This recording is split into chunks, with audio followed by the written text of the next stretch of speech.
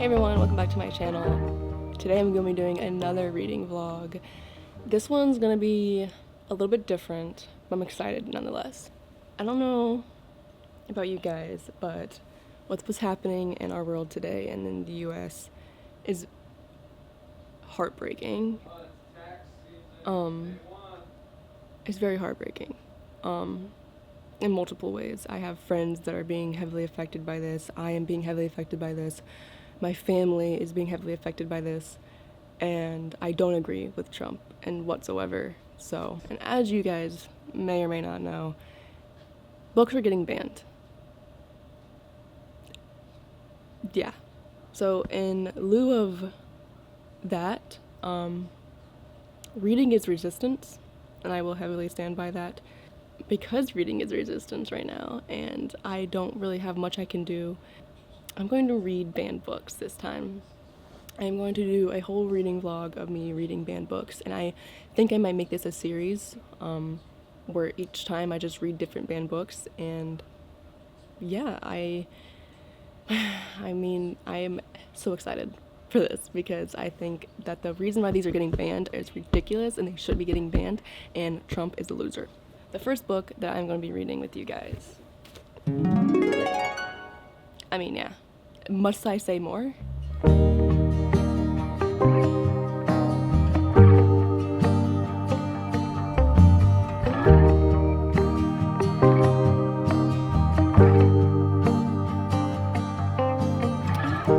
I'm going to be reading The Handmaid's Tale because it is an iconic book, and it is the #1 book that is getting banned. Or one of them, not the #1, but it's one of the books that are getting banned, and I think that everyone should read this. There's a few other books I have in mind that I may pick up and read this video, but I'm not 100% sure which ones I'm going to read yet. This one's a for sure one, so I just want to read all the books I can before they're actually getting shut down, because it makes me want to cry. Yeah, we're going to start with this one, and we're going to read banned books. So, reading is resistance, so let's resist.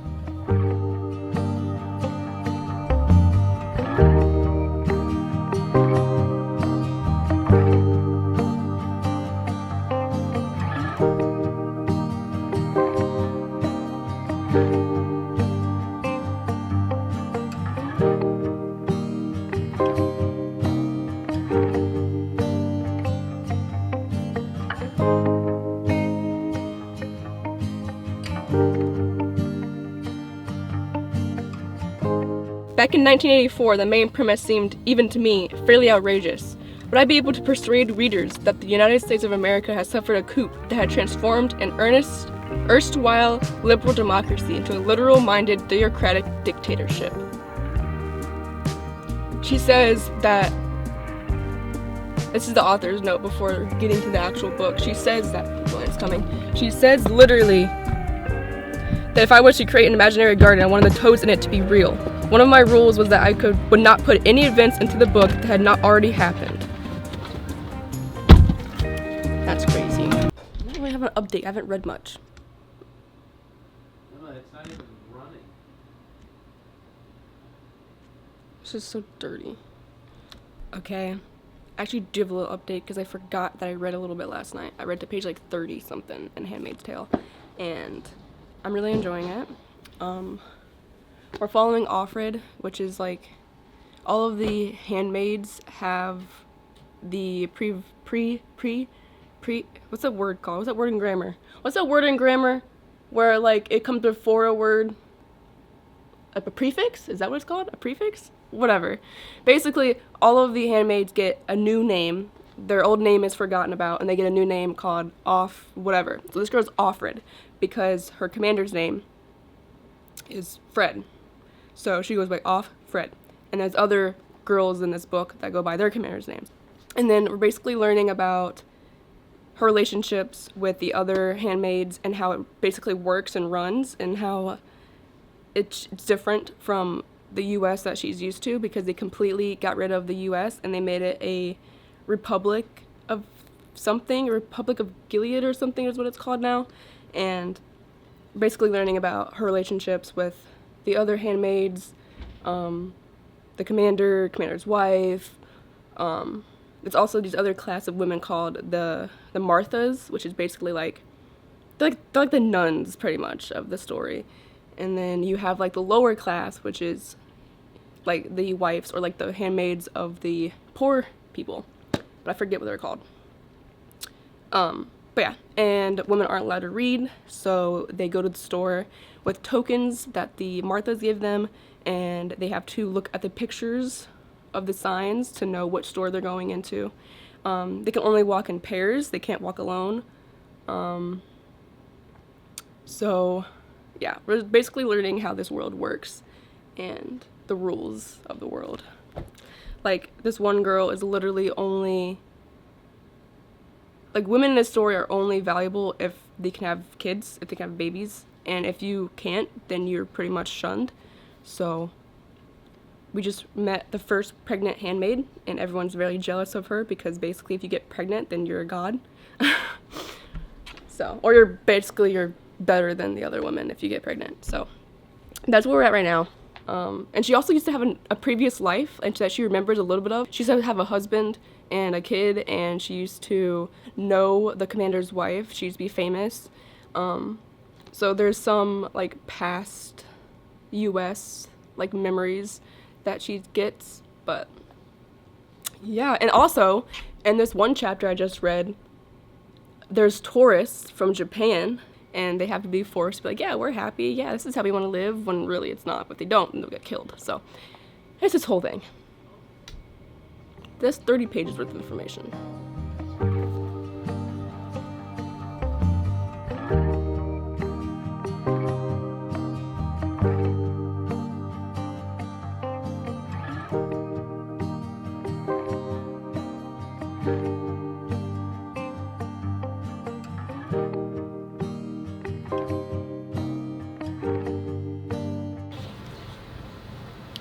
We are two-legged wombs. That's all. Sacred vessels. Ambulatory chalices.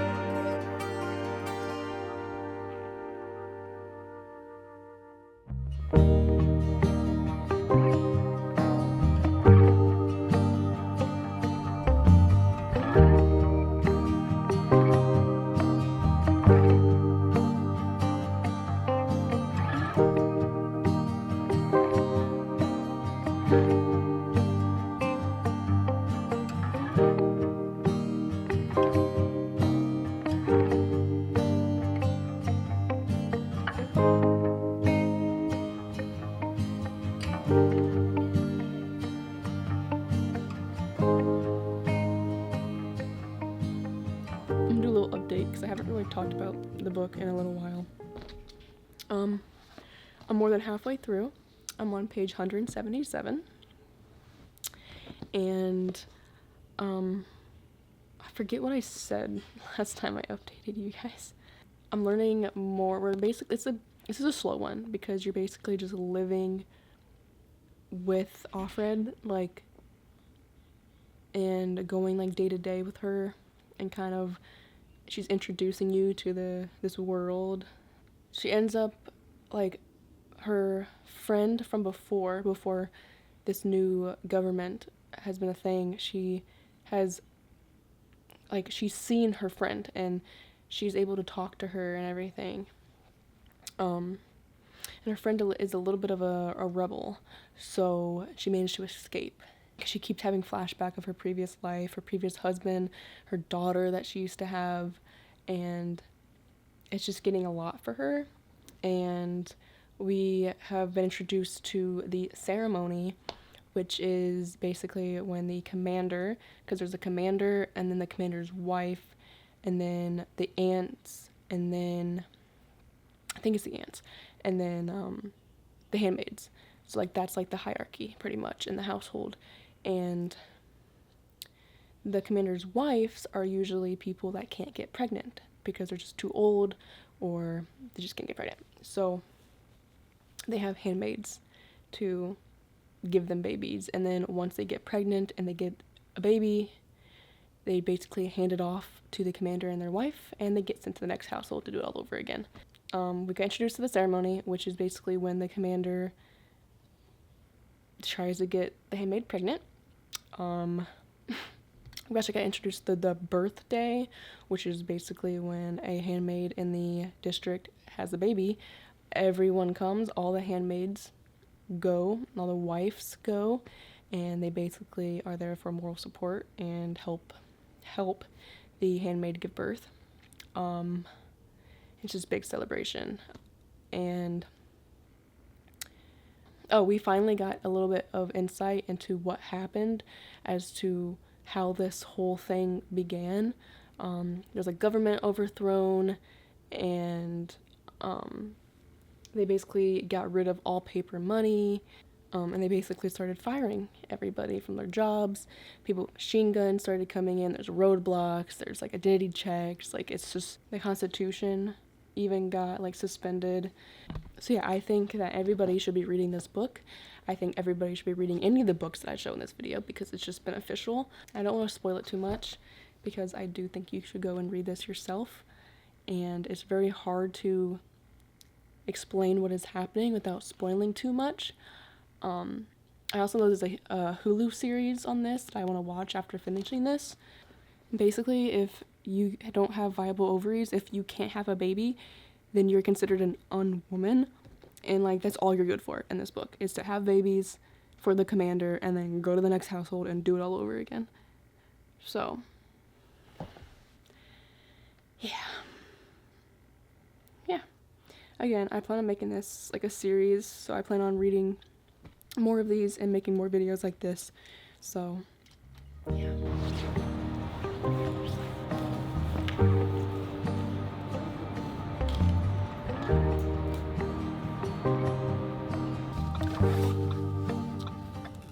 Hey guys, so Julie and I are kind of out just filming for a documentary, like getting some shots of Cleveland, the architecture, the parks, and yeah, I read a bit of this last night. I read like a decent bit of it. I went on like a little like reading binge to finish some, and I got to page 177. So here he is, here he comes. They got new V-mounts. Did they? Yeah, because these lights show up differently than the old ones. I'm gonna be reading a little bit of this while we're just driving around, probably try and get it done. Yeah. Where'd he go? Oh! I'm gonna read a little bit of this. I'm gonna read a little bit of this now.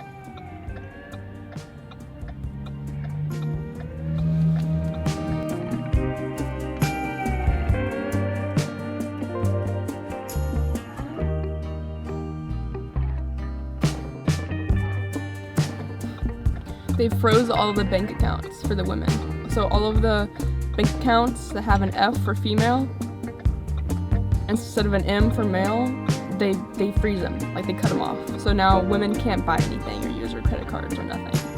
And they're getting fired from their jobs. Women can't hold property anymore either, it's a new law.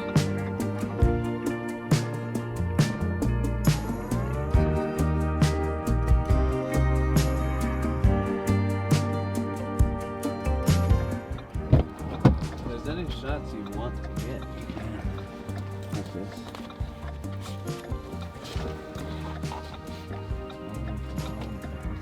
I know, I probably will when I get to like the parks or something. I love nature.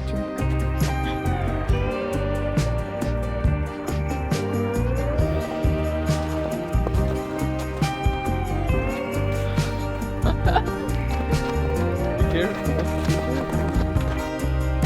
Look at this. This lady out there getting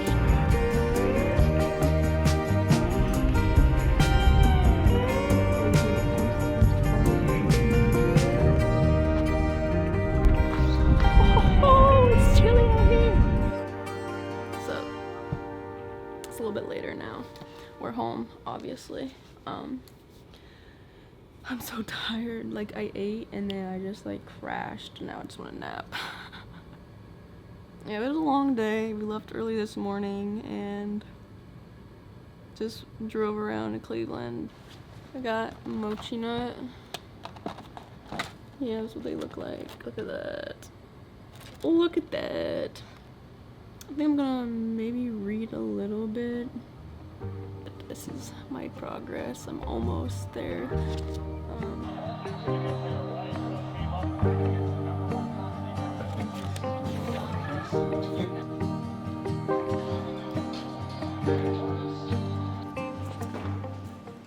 Hey everyone.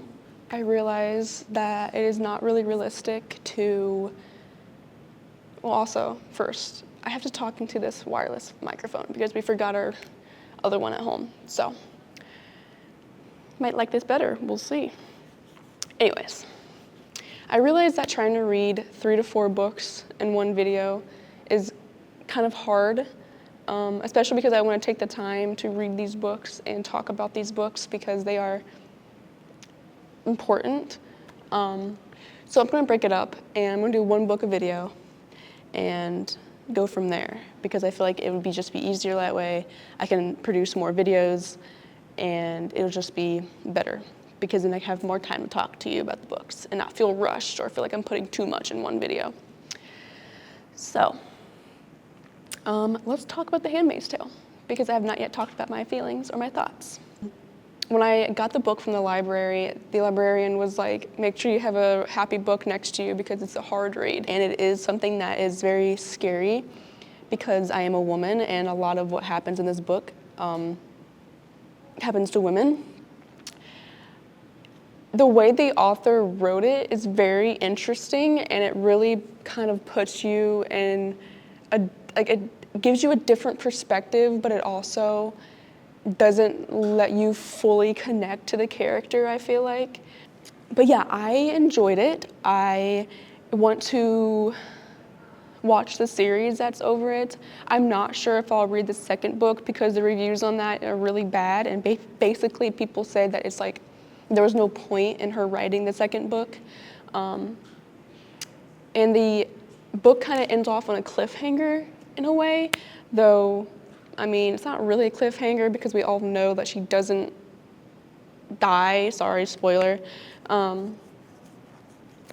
yeah, I think that The Handmaid's Tale was a good book to start off with in this series. It was really good, and the topics that she touched on were very important, especially now in this day and age. If you watch the video all the way through, I had put a lot of quotes that I had really, really enjoyed. And I think the quotes in this book are really like hard-hitting, and a lot of them resonate with a lot of people, I feel like, especially women. And it is a very scary thought that we may be heading in this general direction in our society nowadays. And it's kind of interesting to see how the characters interact and what their dynamics are. Because you have like the handmaids and the Marthas and the aunts, and you also have like the commanders and the commander's wife. And there's just a lot that goes on in the book and a lot of characters, and the way that they interact with each other is very interesting. Through the book, the main character, Offred, she has like back and forth thoughts. Like she's kind of joining the resistance, but she's not at the same time because she's scared. All about government control at the end of the day. I mean, they completely abolished the government that we knew, and they created their own, and women weren't really that accepted into this new society unless they had viable ovaries and they could have kids. And if you couldn't have kids, then you were considered an unwoman, and you didn't really, like, no one really liked you. And if you could have a kid, then like you're considered like top tier handmaid, and like everyone is like jealous of you and they all want to be you. But then after you have the kid and you get moved on to the next house, all of that like jealousy and all of that kind of like longing disappears, and you're suddenly back down to everyone else's level. I really enjoyed the way that she set up the world and how different, like the hangings and the way that the handmaids give birth, the ceremony where they try to get pregnant. She ends up developing this sort of like relationship with one of the guys that she's not supposed to be with, and she kind of just like longs for the physical affection and intimacy that you don't get anymore and that women aren't really supposed to have anymore. It's also kind of interesting, but too, like one of the most interesting things I found about this book is that when Offred is talking to other handmaids, she doesn't put their dialogue in quotation marks.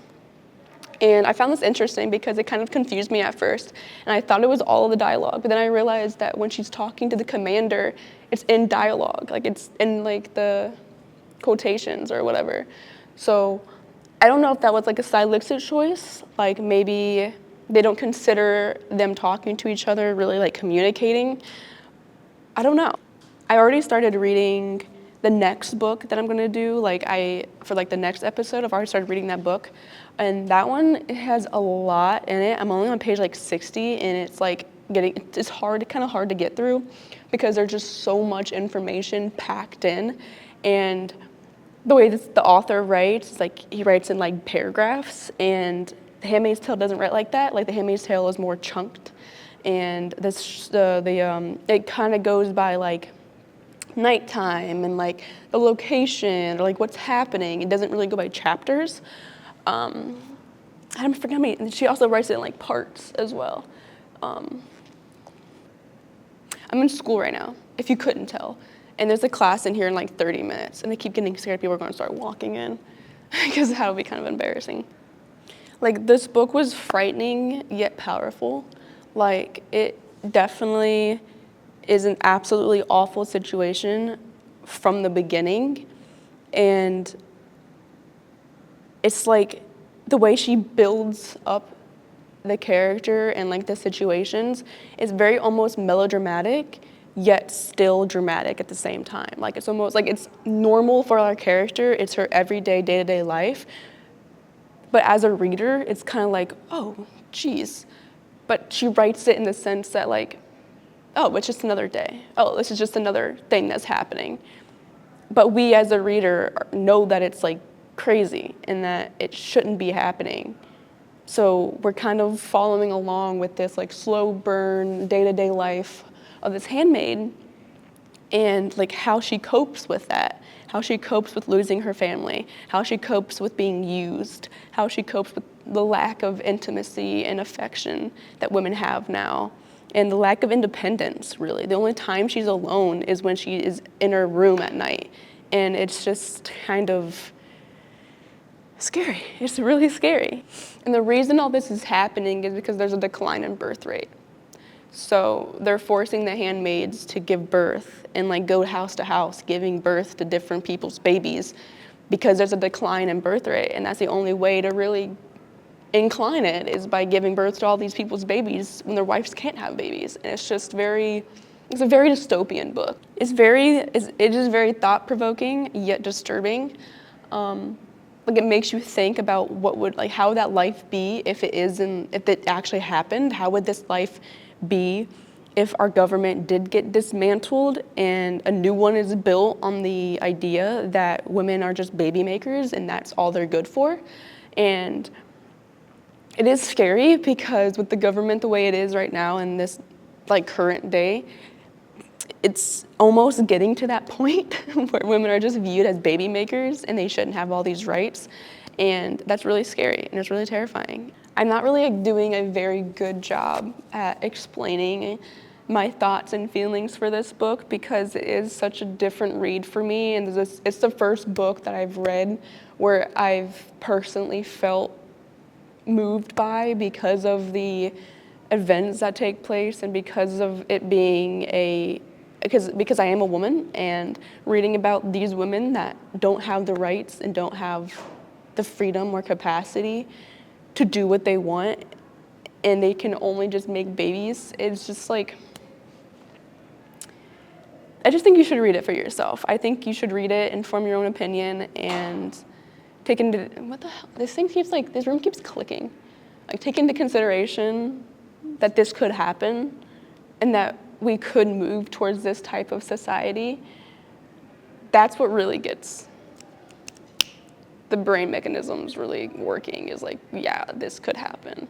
And that's scary. I'm sorry that I'm not really very good at explaining my feelings on books. I'm trying to get better at that. I'm trying to be able to accurately discuss what goes on in my brain. It's just hard to formulate words and articulate what I'm trying to get across. But I'm slowly trying to get better at this because, I mean, this is only my second video where I'm trying to talk and explain books, and I usually don't sit here and like talk so much about my books that I read. I kind of just read them, ingest them, and move on to the next book. Even if it does strongly impact me, it's just hard for me to put the way I feel about a book into words. So hang in there, I'll get better, I promise.